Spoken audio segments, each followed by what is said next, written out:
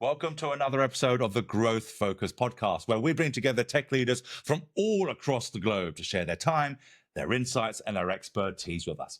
My name is Gary Lafferty, your host and CEO and founder of Growth Focus Partnerships, where we take experts within the field of tech and turn them into authorities so that their conversations turn into clients and their insights turn into pipeline. I can't wait to get started on this particular episode today. We have such a great guest. I can't wait to get into how he did what he did, how he built what he did, and no doubt you're going to enjoy it too. So without further ado, let's jump straight into it. Paul, it's an absolute pleasure to have you here today. Why don't you start off by introducing yourself? Why don't you tell us who you are and what is it that you do? Hi, thanks for having me, Gary. Excited to be here. The name's Paul Graeve. Last name's pronounced Gravey, just like the sauce. And ever since kindergarten, everybody's just called me Gravey. So I just kind of go by Gravey most of the time, and that's my book name and everything, Data Coach Graeve. But I own a company called the Data Group, and we focus on solving data problems. All right, fantastic. So as I said, I can't wait to delve into what is it that you actually do. But before we do that, you founded multiple companies over the last 2 decades, 3 decades. Can you take us back to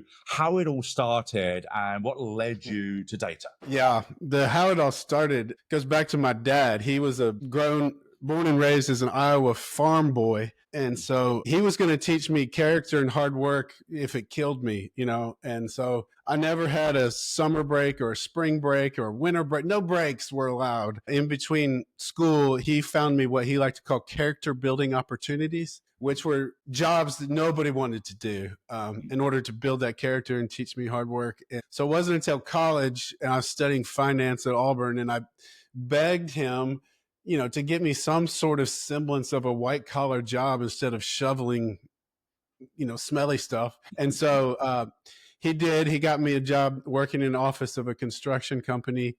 And the CFO didn't, the only reason they hired me is because my dad was a commercial real estate developer and they thought they could get some construction projects. So he didn't know what to do with me. He gave me a bunch of spreadsheets to do. And I went down to my hole in the wall. It was just like out of Office Space where they sent me to the basement. And I finished the spreadsheets in one day. And he was like, "Oh, wow, you're amazing. You belong in the IT department." And I didn't even know what IT was. So I spent a month. The CTO asked me to figure out how to build a database and gave me a book. That's when I figured out I had a knack for databases and data, because a month later they offered me a full-time job. And so I talked him into letting me take my computer back to college, and I built databases for them out of my college apartment. And that started my now 30-year career in data. And I've started 7, 8, or 9 companies over those 30 years, all about data. Some of them partnerships, some of them venture capital. I've done all the different things, bootstrapping to venture capital and partnerships, everything in between. So learned a lot and had a lot of fun. And I didn't know I was going to love data, but I do love data. I love everything about it. And we have a lot of fun. Me and my core team have been together for about 20 years building different data companies. Well, I'm going to talk about your team and the leadership a little bit later on. But for those you've had such a rich career, obviously, and you still have this passion for it. And it comes across very, very obviously on camera here. But for those that have not heard of the Data Group, could you give us a little bit more insight into what the Data Group does, who does it serve, and what problem does it solve? Yeah. So again, I had the same core team for about 20 years. We've been through several different iterations of what is now the Data Group. And we've tried different things along the way. That's what you do. You're always trying to figure out. And we finally have settled in on our gifting. You got to find your hedgehog, as the book says. And it's just staying in the back end. Me and my team were really, really good at the data. The other companies, we tried to do different things like dashboarding and analytics. And we even tried to build some software and some front ends and all those different things. And it just didn't click. That's not our gifting. That's not our strength. And so when we rebranded and formed the Data Group 3.5 years ago, we named it the Data Group. And because I'm the idea guy and I've always got ideas, I'm like, let's build this, let's build that. And one of my partners, who's been with me for 20 years, he's like, maybe if we name it the Data Group, you won't get out of your lane. You'll stay in the data lane, and you won't. So that was his idea, to keep me in the lane of don't. We're not going to do anything else but data. So We build data warehouses, we build data integrations, we build APIs, and we have platforms to help us do all those things very quickly and very efficiently. So, what we like to say is to CEOs is, hey, you've got data problems and we've got data solutions. Yeah, nice and simple. There is a value to staying in your lane, isn't there? Staying in your Yes. lane, only swim in your lane. Don't. Yes, Yes. you can swim. Yes, you can swim in the pool, and there'll be people watching this and listening to it and go, "But I'm in the tech pool, all right, and I can do this and I can do that, and I can swim to one corner to the other corner."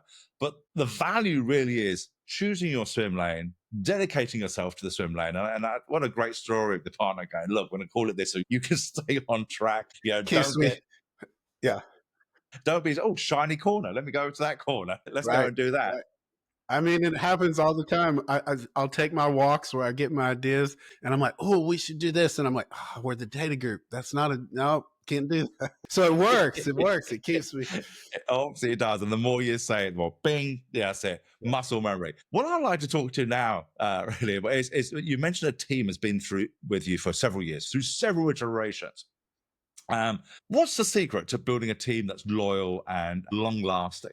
Yeah, I mean, I've learned all that from John Maxwell. He's the master leadership guru, and I love him and love being a part of his organization. He taught me everything about the old saying, people don't care how much you know once they know how much you care. It's just about loving your people, caring about your people, being intentional about spending time, not just talking about business. And that's hard for us as leaders because, we're driven, we're goal oriented, we want to accomplish and we want to get through meetings as fast as possible and get them done. And you have to be real intentional about pausing and saying, hey, what's going on in your life? What's going on in your family? And that is super hard for me. I have to be very intentional about it because I just want to move forward all the time. So I think you just have to show them that you love them, that you care, talk about what's going on in their life, what's going on in their family, and don't just do it. Do it genuinely. Do it because you actually do love and care about your people. And then I love to just pay them more than they're worth. I mean, it's not the best, you get a lot of investors who would say, no, that's a terrible idea. But, if you show your people that you love them and you pay them well and you listen to them and you take in their ideas, you let them be a part of shaping where you're going. As leaders, all we're really supposed to do is set the vision. And, when you got the vision out there and they buy into that, then that's all you need them to buy into. Then what you want to do is listen to their ideas on how to accomplish that vision. And so I think, you cast the vision, you get them behind the vision, and then you love them, you pay them well, and you listen to them. And then they're involved, they're paid well, and they know you love them and their families. They're not going anywhere. No, that's a really, really good point there. Well, several really good points in there. And I've been a great advocate for 20, 30 years now of sharing that vision. There are leaders out there who give them an idea, but they share the vision, but they're not getting the buy-in. What you said there earlier was absolutely key. Or it was, you got to get them to buy in the vision. Just because it's your vision and you've shared it, if they haven't bought into it, then it's not their vision, it's yours. And once they buy into the vision, it becomes theirs. And then you're all rowing the boat to the same destination. And that's the key. You don't want anyone off the boat. But I do have a question for you. And I can actually even almost hear people asking this question who are viewing this around, shouting at the screen. Yeah, but what about the theory of don't get too close to your team, don't get too close to your staff, keep that authority? What's your view and insights on that? Hogwash. Get close, get intimate, get to know your people, go over to their house, invite them over, go to the hospital when they have a baby, be a part of their family. I just think that's all hogwash. The more you show them you love them, the more loyal they're going to be, the harder they're going to work, the more they're going to be part of the team, the harder they're going to row the boat, using your analogy. I would just say that's all bunk, and that's a bunch of, I don't know, Harvard MBA nonsense. Yeah, and I think that is the actual key. It's for, because anyone who has led a real great team and had that team with them knows that what's written for the page isn't really written for real life. And when you have to deal with that and they become friends, just because you're friends with them doesn't mean you've lost control. It doesn't mean you've lost the leadership value. And I think those is who write this stuff and go, yeah, but if you're friends, you're not the leader anymore. No, that's not how it is.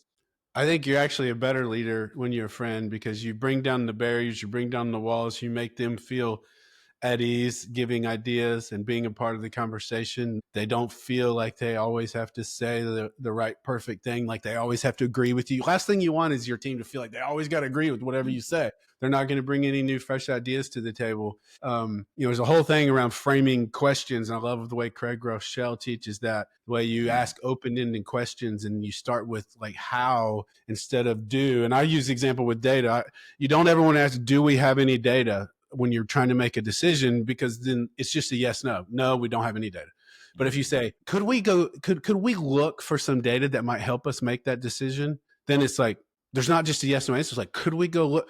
Okay, well, yeah, we'll go look for some data. So now you've got them, so it's all about, you want them engaged. And if they don't feel like they're your friend, then then you're a boss and they're just trying to be robots and say the right thing and do the right thing and not get into trouble. So building that real relationship is key to having a real, genuine, authentic team behind you. Yeah, absolute common sense. But as we know, common sense isn't always common practice, is it? And it makes absolute sense to have them. And as I said, I'm an absolute advocate like you and built my team. And we're still friends today, even though we sold the company 10 years ago, still great friends today. So let's talk about standing out there in the marketplace. How do you differentiate yourself in such a crowded and noisy tech ecosystem where everyone claims to be experts, everyone claims to be we do data, how do you make yourself stand out? Yeah, well, that's easy. First, it's our hedgehog. We do data and we don't do anything else. So we're not going to help you develop dashboards or systems or portals. We're going to support the companies or people that are doing that for you from the data perspective, from APIs and data warehousing and databases. So staying in our lane, this is our focus. So we're really good at it. We know exactly what we're doing. That's the first differentiator. The second differentiator is, we're not selling a product. We're not selling a platform that you buy and then you got to figure it out. We're not selling you like, you buy this platform and then you load your data into your data warehouse and good luck with that and call us if you got questions. We're selling, you need a data warehouse, or you need an API, or you need this problem solved. We've got that for you. You go back and focus on your business, leading your company, and your API is going to be done for you, or your data warehouse is going to be done for you. So we're just full service, enterprise level data company that solves problems, builds databases, builds data warehouses, builds APIs. And it's like, we take care of it. We're not selling you something where you and your team got to go figure that out. We're saying, we've got that handled for you. You can take that off your plate. We're going to build your API. We're going to build your data warehouse. We're going to solve that data problem for you. Yeah, where we've seen success amongst tech companies today is not those who are selling a product or selling a service, like you said, but almost like hybrid partners to them. You're helping your client grow so they can grow their business. You're helping them do what they do best, like you said there. And that's where just being there and helping them achieve their dreams and their goals and their figures is when you start getting loyalty from that. And that's such a key thing. And, especially in today's day and age, that those that we see who are struggling are the ones trying to just say, hey, we got the best product. Hey, we got the best thing. This is it. You should buy this because you need it, right? Very good point there. So let's talk about pulling levers and growing a company. You've had several iterations, several companies. You've gone from bootstrap to 7 figures. To get to that level, there's lots of levers you've got to pull as a boss. There's lots of levers you've got to pull as a leader. When it comes to the lead generation, to get people to say, hey, yeah, I want to have a chat with you. What would you say has worked really best for you when it comes to lead generation? That's hard because there's not any real one. I haven't found that there's any one real lever that works best. You have to use all the different levers and you have to use them consistently over a long period of time. And especially in our business at the enterprise level, it's not a $300 a month, put your credit card down and subscribe. It's more of a relationship business, and you've got to get to know the CEO, build a relationship. It's kind of like the team, you've got to build a relationship. You got to let them know who you are and let them know they can trust you, be open and honest and transparent and build that relationship. And that takes time. And how those relationships start, it can be any number of ways. They come on your website and they reach out, you meet them at a conference and you start building a relationship. Sometimes, you meet them on the airplane on the way to the, so but it's all about meeting people, getting out there and shaking hands. And, very few, well, I shouldn't say that. We do get a lot of leads through the internet and through just marketing, but a lot of the leads are just getting out there and shaking hands and meeting people and sitting down over coffee or dinner or those sort of things and just building. Even the ones that come in from the internet, I still love to, if possible, get on a plane, go see them, sit down in their office, get to know their goals, get to know what they're trying to accomplish as a company and how data can help them in those efforts. Because that's where our real value is. We're not a platform that we're selling you. We're a relationship. We want to know what your goals are and how data can help you reach those goals. No, absolutely. And we're hearing this more and more and more. And almost every episode that we've done, one of the key words that come out is relationships. But this is the key thing. Everyone knows they should be building more relationships, but very few people are actually doing it properly. They just can't wait to jump in, to do a sale, to do a pitch, whatever. For those who are listening here who are probably struggling with that, what insights could you share with people about how to really start forming good relationships and why they should do it? Yeah, I mean, I think there's just such a proliferation of SaaS platforms, and everybody's trying to sell just a platform out there where you get a credit card and subscribe. So I don't know. I think there's a lot of companies. That need to maybe shift from that thinking into more of an enterprise level relationship sort of business and selling solutions versus selling tools and platforms. But yeah, I think that's the mindset. If you have this mindset of, we're not a platform, we're not selling a product, we're selling solutions and relationship, then that's a mindset shift, right?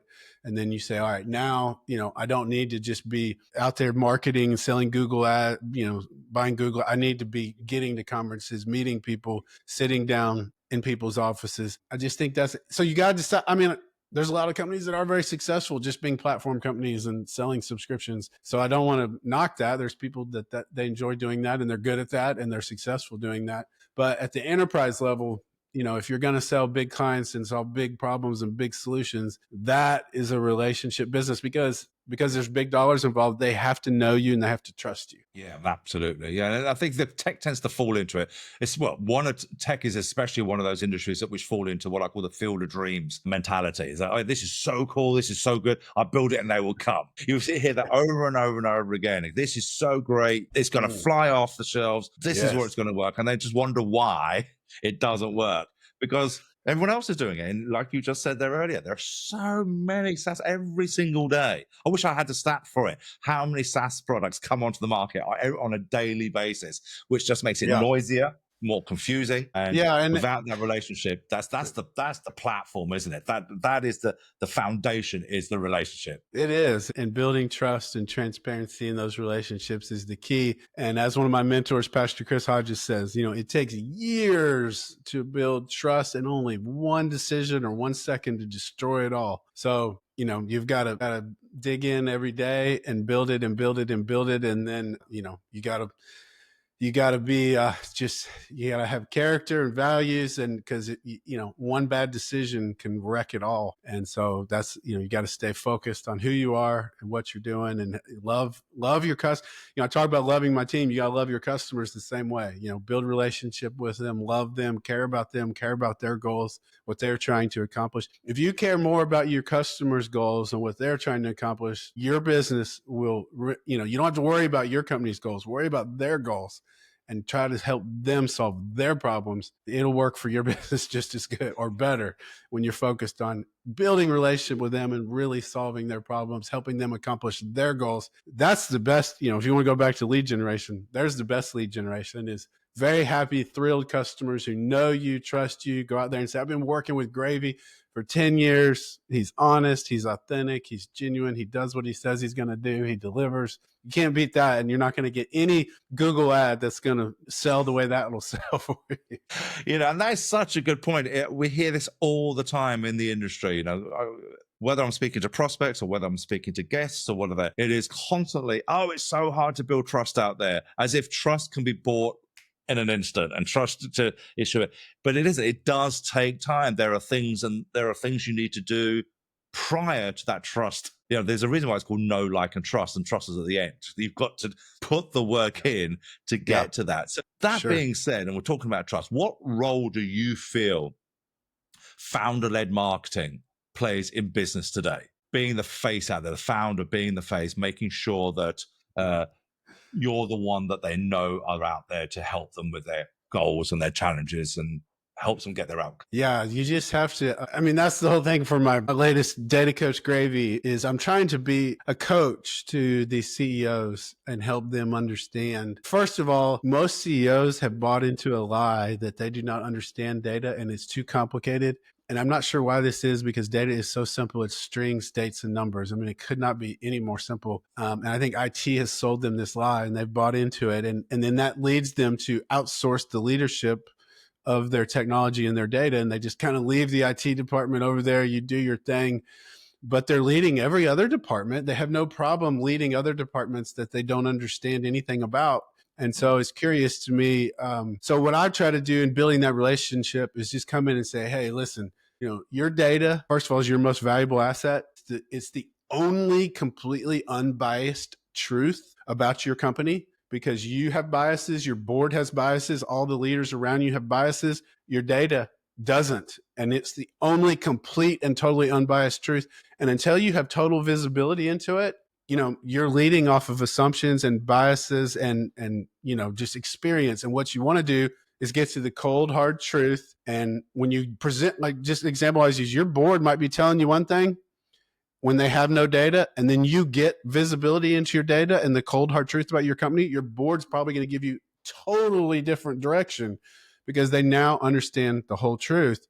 And so that's what I'm trying to do is help CEOs. Look, your data is your most valuable asset. It's the truth about your business. Right now, it's a scattered mess, probably in 25 to 50 different systems. You have no visibility into it. You're living in a place called spreadsheet hell. And they all know, they're like, yeah, I know. That's exactly where we're living. And so just try to build like, hey, I can relate. I know where you are and it's a problem. And here's how we solve it. And we solve it by getting all your data in a wholly owned data warehouse. Now you own it. Now you control it. And there's so many benefits of that, better decisions, total visibility, the truth, unbiased, and valuation. I mean, let's say you're trying to sell the company and they're looking at 4 different companies and all those other 4 companies, their data is a scattered mess of 50 different systems, but yours is, and you can give them answer after answer, report after report to all of their questions because you wholly own and control your data. Guess which company they're going to buy for a very high valuation. So there's so many benefits to, hey, data is simple, own it, control it, and let's solve these problems with total visibility into the truth about our company. And so that really resonates. That builds trust. That builds relationship. They understand what I'm trying to do, what I'm trying to solve for them, how I'm trying to help them. So that's really what I'm trying to do as data coach Gravey and being a data coach. Yeah. Well, let's talk about that. And it's been very, very apparent. I've been talking to in fact, a very good friend of mine is in the data field as well, very successful guy. And we're talking about first-party data. First-party data is like a currency. We run third-party data using first-party. It is yours, wholly owned. This is where the value is, like you just said, when it comes to the value of a company. How are you getting that measures out? Because obviously this is a conversation you can have once you're in front of somebody and go, yeah, this is how it should be. This is how increase the value. But how does Coach Graeve get out there and say, hey, this is how we need to educate the marketplace. This is what I want you to learn. This is what you need to learn. This is how easy it can be. How are you actually doing that? I'm doing that on the Gary Lafferty podcast. Yeah, I mean, this is what I'm doing. I'm doing podcasts. I wrote a book called Data Driven Leader that comes out next month. I'm really excited about that. I do speaking opportunities at companies and conferences. So yeah, that's how I get the message out. We're starting a new LinkedIn strategy where we're going to start doing a video a day on LinkedIn. So we're trying different things. It's like you said earlier. I mean, it's such a noisy marketplace and everybody's screaming about their SaaS platform. So we're trying to be really targeted and focused on the few places that we think where our message will really reach the right people and resonate. I'm really trying to reach CEOs because the big problem is they're outsourcing the leadership of their data. And I want them to take ownership and leadership over their data and cast the vision for it and how they can really use it to effectively prepare their company for the future. Data is the future of everything.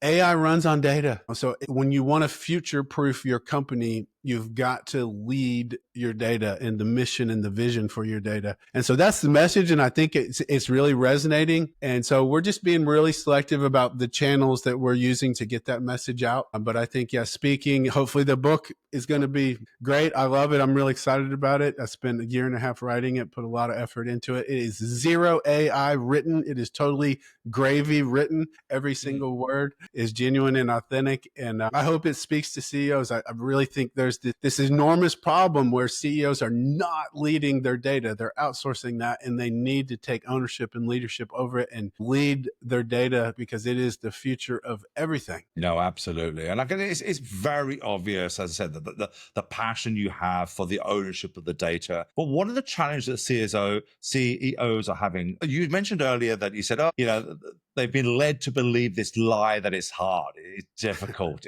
it's something they cannot do. If there was one myth that you wanted to bust with CEOs and when it comes to data, what would that one myth be that would help them loose from the shackles that holds them back? Yeah, it's what I said. I think they bought into a lie that it's too complicated and they don't understand it. And that leads them to the second lie, which is, because I don't understand it, I'm not qualified to lead it.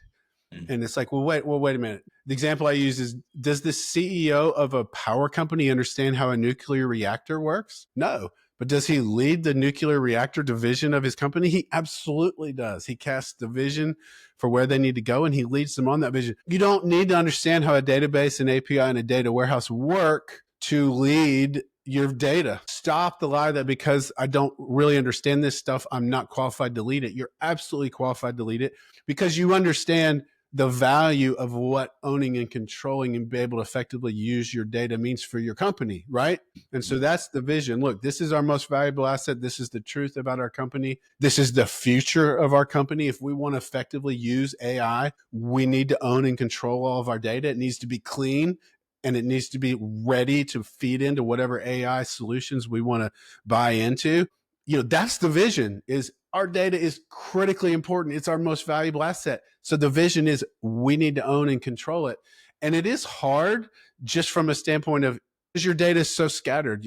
Big companies have 25 to 50 different systems that this data is scattered in. So that's the hard lift. But if you set the vision, we are going to do this. Everything is uphill, right? It's hard, but you set the vision, you set the mission. We are going to own and control all of our data.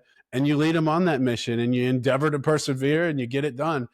Most companies, the reason they don't get done is they give up too easily. They give up too quickly. And you got to endeavor to persevere, get the data from all those different systems, get it into a data warehouse. And now you've built the foundation for the future of your business. Yeah, and that's such a key thing when you were just listening to you there about, something came to mind. I'm actually moderating with a client of mine a webinar later on this week on AI security in the enterprise world. And one of the key things we're talking about there is the cleanliness of your data, because you need to have clean data before you let AI loose on it, because AI can only deal with what you give it. Right? And then all the flaw, it's like compounding. You put rubbish in, you're going to get absolute rubbish coming out of it. And this is about the cleanliness of the data. So when you just mentioned that, it made me smile. I go, hang on, that's exactly what we're talking about later on this week. Yeah, and it's funny. You got any comments on that? Because there's a lot of enterprise companies coming in, especially, it doesn't really matter where they're at. There's an AI element to it. They want to install AI. They're looking to put that in. But there's the challenges of that. If they don't have their own data, they don't have clean data, there's going to be a challenge. What insights can you share with that? Yeah, I love what you said. You said rubbish in, rubbish out, garbage in, garbage out.